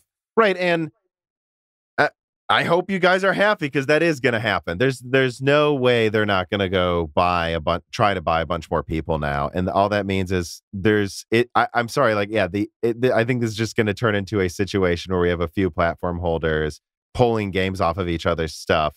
And well, here we go. I don't know what else to say, right? It's possible. The other possibility, though, is that you do see other developers creating companies out of thin air, right? I mean, Respawn Entertainment exists because the minds at Infinity Ward said, screw y'all. And that can still happen. Companies can't control their people forever. So if there is a marketplace for cross-platform play, you can have the bright lights at these various companies go and say, all right, we're going to build Activision. Right? Activision was really the first third-party publisher because the folks at EA didn't want to be controlled anymore. And so they left and created a company that was going to go do their own thing. Electronic Arts did the same thing. They were independent publishers, and you could see what amounts to the 1980s again. Yeah. And so you're always which is one of the worst gaming crashes in history happened in. Well, but after the worst gaming crash came the Renaissance and the independent publishers and everything else. So, yeah, I think if you have over consolidation and you have bad investments, you could have a crash. You could. But you can have these possibilities. Again, you're talking to an optimistic lawyer to say, hey, if there is a marketplace for cross-platform games and there are developers that are capable of making them, then that's a market opportunity regardless of who's wielding money and throwing it around. Because, developer X didn't get paid for Activision getting purchased. The investors did, Bobby Kotick did. But the geniuses over there are not the ones that made bank. And they might want to go and make their own company to make their own multi-platform to potentially get bought 10 years hence. But that kind of churn is something that can work in a marketplace. What'll happen? I don't know. Will Square Enix get purchased? I don't know. Sony, I have said for a long time, doesn't have the war chest to actually engage in a hot acquisition war. So they got to be very careful. Not to the same degree, no. Yeah, well, not even, Microsoft's 2.2 trillion and Sony's in the hundreds of billions, I think. Right, but so, I would push back on that a little bit though, because Xbox is barely even brought up in their earnings calls. Like, well, they've proven they will spend this much for Xbox. I guess that's interesting. Well, this is new. Yeah, and Phil being reorganized into the CEO of Microsoft Gaming as a pillar. That's the way they use their naming conventions for their big revenue generators, means that they believe that this is an ROI initiative. They are building up a real gaming division that will be on their revenue sheets. That's their plan. Right. But yeah, again, all I'm saying is people like Nintendo and Sony need the gaming to work out. They can't fall back on Windows. So they'll take out loans and do whatever they need to survive. So while they don't have the same war chest as Microsoft, don't assume they won't spend half their worth to save themselves, because they have no alternative but to do that. And a scary thought, actually, I'm just looking around it, and it's like these companies are worth so much money, but they're not compared to like Sony, who's over 110 billion or something. Microsoft's over 2 trillion. Like, I'm just looking at this stuff and it's surprising to me. Ubisoft is worth less than 7 billion euro. It's not impossible they could be bought. Right. Well, and we know that Ubisoft had a hostile takeover attempt they recently defeated. I mean, that has happened. And what is it? Like Nintendo's worth 15 billion. They're not going to sell to anyone though. They want to be independent. But it's like, yeah, but it's not out of the realm of possibility Sony doesn't try to buy Ubisoft, is all I'm saying. It isn't. And I wish you didn't have to get Assassin's Creed on Sony and that on there. Not that I'm betting that it will. It's just I do think people underestimate that Sony is worth over 100 billion though. Their companies, they're not worth as much as you think. That's right. People do not have a good grasp on the various sizes, especially, Microsoft multiples of everybody else. But even within the gaming industry that, Capcom is as small as it is, that Square Enix is as small as it is, small being billions of dollars, of course, but that they're purchasable by somebody that has the desire to do so. Well, I don't know how much more to dwell on the kind of gamer talk regarding that, but if you have the time, and let me know if, do you have another 5 minutes? I've got about 15. You got 15 minutes. Okay. So I thought, I have a few more off-subject questions maybe we could burn through here. You are a lawyer. First lawyer to come on Broken Silicon. So that's like, why not ask these? Yoda King writes in, he goes, there is recent news that Meta, previously Facebook, has acquired a lens company, Imagine Optics, a company that Valve has heavily invested in for their next-gen headset. How do you think Valve can deal with this? And more recently, there has been news that the federal government is investigating anti-competitive behavior of Meta. How far do you think this can go? Will anything be done to prevent the Zuck from making Sword Art Online a reality? Oh, well, I mean, I can't speak to the specifics there because I don't know exactly what Valve's investment entailed. But certainly Facebook is one of those 4 or 5 companies that both the House Judiciary Committee and the FTC and DOJ has called out and said, we are specifically concerned about how this company operates. In general, just purchasing a hardware manufacturer or developer for something that is in your wheelhouse for the business that you want to do is not something that ordinarily would rise to the level of concern, even if a competitor has invested in it or designed for it. But it really depends on things like market concentration and size and what that looks like. I would be lying if I could tell you exactly what the hardware competition market looked like for VR and VR adjacent manufacturing. Yeah, VR optics. I don't know. Right. Yeah. So it's very difficult to answer. Certainly, if that was a considerable part of that market, that's when you start to see the regulators get more upset. Valve probably doesn't love it. But again, law isn't designed to protect Valve. It's designed to protect competition on the whole. Right. And like if Meta just came in and just bought the next one they started talking to instantly, would that just immediately raise eyebrows or does it have to happen? Yes, that's the kind of thing that does raise eyebrows. That's the WhatsApp acquisition. That's what they call nascent rivals or nascent competitors. That's the kind of thing that Facebook has historically done, and it's why they're getting in trouble with the FTC right now. Clean Sweep writes in, hi, Tom and Richard. Since the DOJ and FTC are apparently going to go over merger rules for digital markets, what sort of changes would you like to see, both on the legal front and in terms of how they handle IP consumer data? And he did put you with asterisks around it. He really wants to know what you would like to see. Well, I like certainty.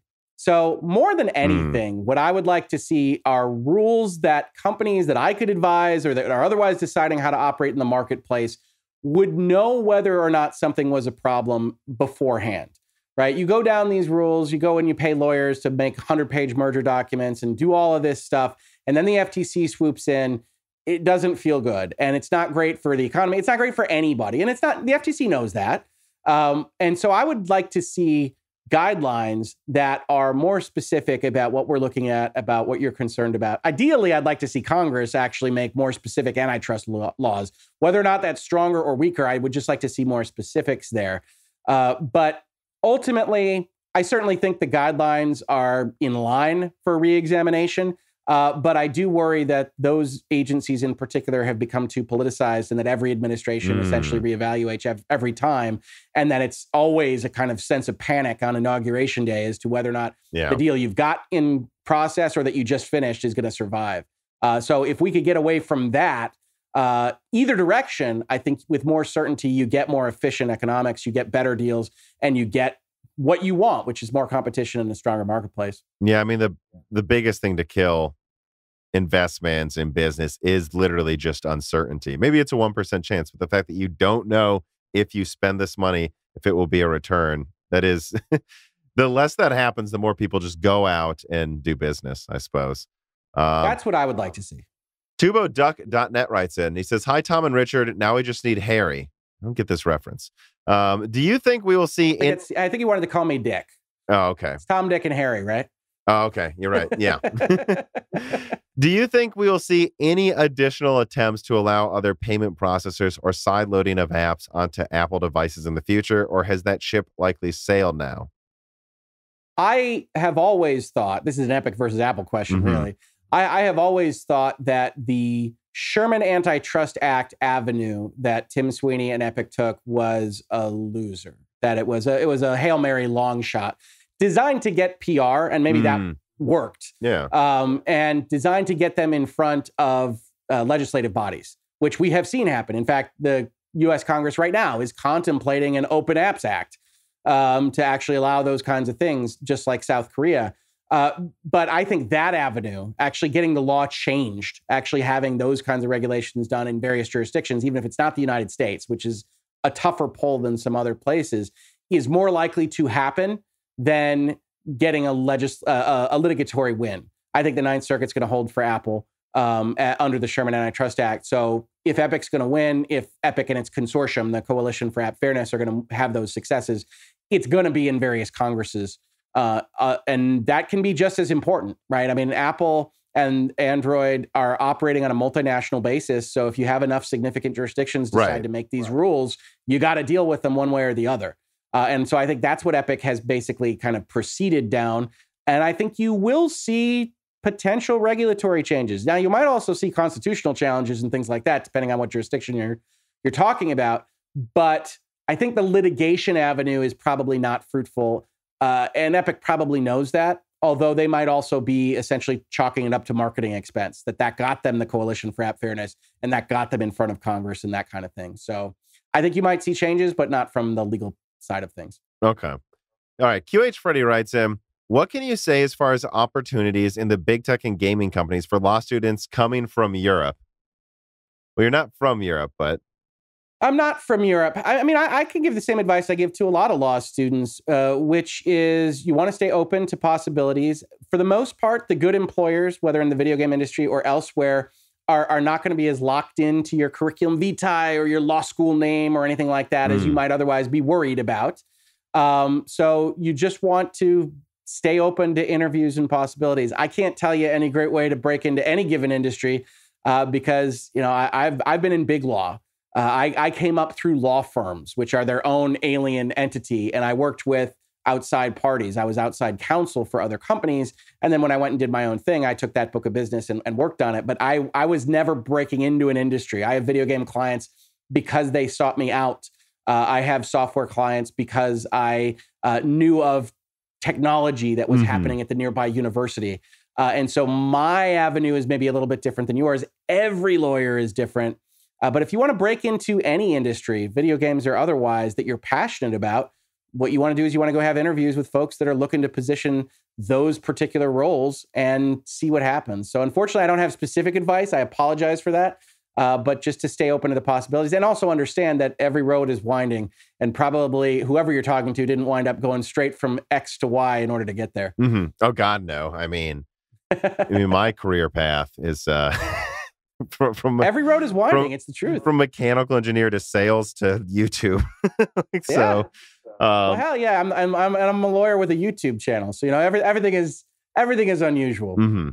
All right. Well, I guess if there's one thing I just thought of, though, that I do want to ask before we close out, it's like any of this stuff, Nvidia buying ARM, Microsoft buying Activision Blizzard, anything recently in the headlines involving tech companies and litigation, what do you think the biggest misconception is that the public has? About tech in general? I mean, and the litigation of it, and like these, you know, is there anything that you've been dealing with a lot, this subject word cloud I've thrown at you, where you're like, I keep seeing that misconception, or why do people not get this? Acquisitions, I think, are a problem for folks. There's kind of standard stuff, and we've seen those in Microsoft land, right? With ZeniMax and now Activision, people get confused about the technical stuff, right? That Microsoft is acquiring Activision, but it's actually a merger document, which is actually a reverse triangular merger. And then you'll get a journalistic outlet that says, because the merger sub in this is going to be called Anchorage, that Microsoft intends to change the name of Activision to Anchorage. And you get this kind of specific little stuff about transactions that I think people are often confused about. And that's not their fault. It's not even the journalist's fault. Legalese is legalese for a reason. It's doing a bunch of stuff that isn't obvious on the page, and I don't blame folks for that. That is ostensibly the reason virtual legality exists, is to hopefully try to break through some of that stuff. In terms of more broad application than just acquisitions, I think the biggest thing that people get not confused by, but maybe don't give enough credit to, is how much contractual relations, intellectual property ownership and licensing, and the actual legal and business nature of things behind the scenes controls the end state of the stories that you see, right? Whatever that price might be, whether Spider-Man is in Sony movies or in the MCU or not, all of this comes down to ownership and contracts and relationships in a fashion that I think it's easy to miss. And that's really what law school taught me 2 decades some on ago, is that the underlying rules, and whether that's regulations or laws or contracts, are governing so much of how you see things, like almost like physics, almost like gravity or anything else in the world. And that's what people miss, is that what you're seeing might not make sense because there's something else going on behind the scenes. And if you knew that, it would make more sense. And again, I'm not trying to plug the channel. Hopefully that's I want you to, and we're near the end, so please keep doing it. Hopefully that's what virtual legality exists for, is to say, look, here's why Spider-Man is definitely not going to leave the MCU, and that IGN is blowing smoke at you, so don't listen to them for just a minute.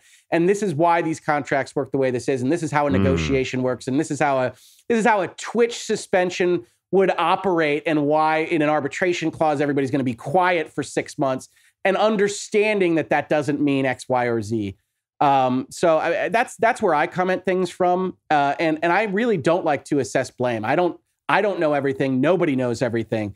But the more that you can kind of understand that there are all these different aspects of laws and rules and contracts that are acting on everything that you love, whether it's video games or movies or television or books or comic books or whatever it might be, then the better you're going to be able to not just engage with the news as you see it, but kind of think about what's coming next and how that's going to look in the future. It's so funny you say that too, because I feel like the older you get, the more you realize that the rule you just said, but regarding law, applies to everything. That you realize how much you don't know, and that if something seems silly, there's a reason behind it that you don't know about, that is you have no reason to know about. Like the biggest one that I've had to deal with in the past week is AMD just launched a graphics card.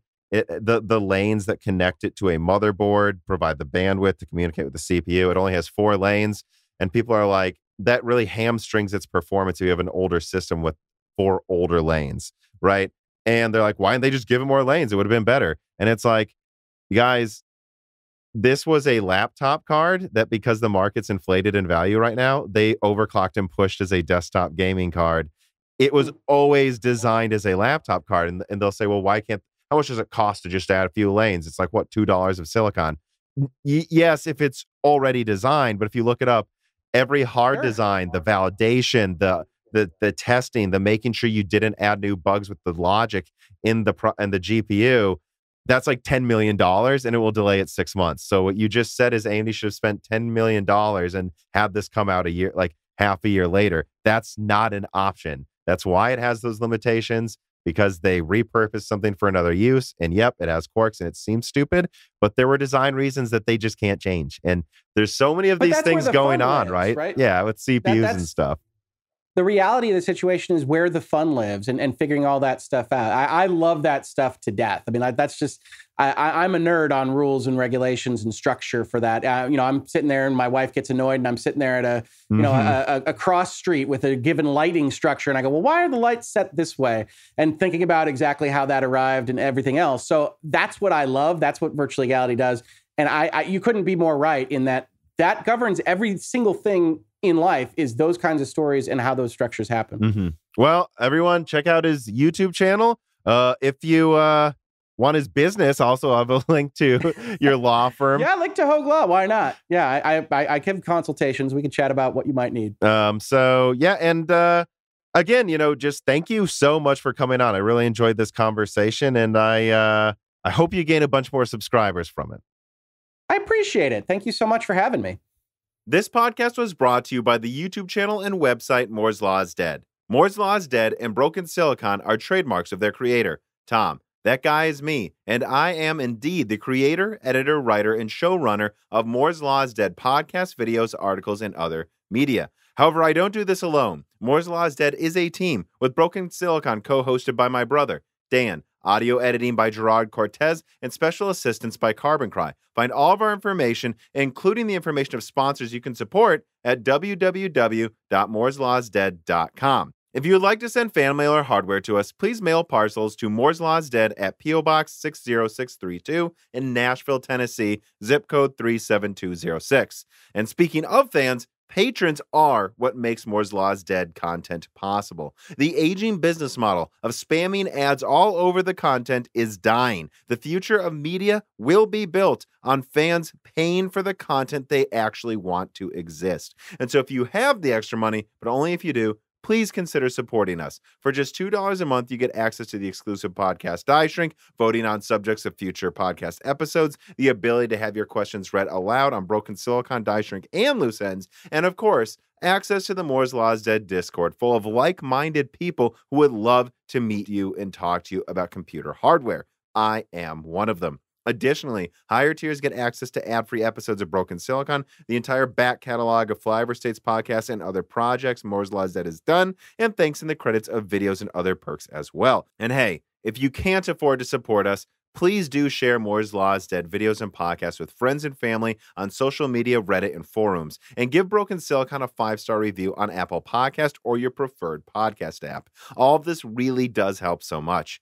And if you'd like to advertise on the podcast, hire Tom for consulting, or are a person of interest who would like to be a guest, please reach out to the email address mlhbdead@gmail.com. But as I said, this podcast would not be possible without its patrons supporting it, and so now it is time to give a personal thanks to the greatest of the fans. The following supporters are at the 10 gigahertz or higher producer levels: Brad Medlin, Anthony Graffa, GUK, Benny Berlin, Justin Yant, Thomas Rupp, I Love You, Lynn Jim, Ivan K, Tom Bailey, Muhammad Akwari, Frederick Lau, Lin Yi, Justin Paris, Zachary Martin, Terrence Herod, Drita Full, Phil S, D31337 Antics, Jackson A. Miller, Jesse Jaskowiak, Josh Law, JBG, Travis Gooding, Canticle Floss, Really Booking Kilo, Fatboy Diesro, Daniel Hyde, A Guy in PA 81, Nathan Mose, Cole Addict, Matt Salem, Aaron Close, F7GOS, Matthew Landavazo, My Name is Nobody, Judson N, Alethros, Jensen Wang, Hey There's a Kitty, Greg T. Wanchek, Rentaro Matsukata, John Jameson, Sam Bensel, Matthew Lane, Mark Raidmaker, Jan Rounder, Chris Licata, Michael McGee, Meyer Tech Rants, Eric Jansen,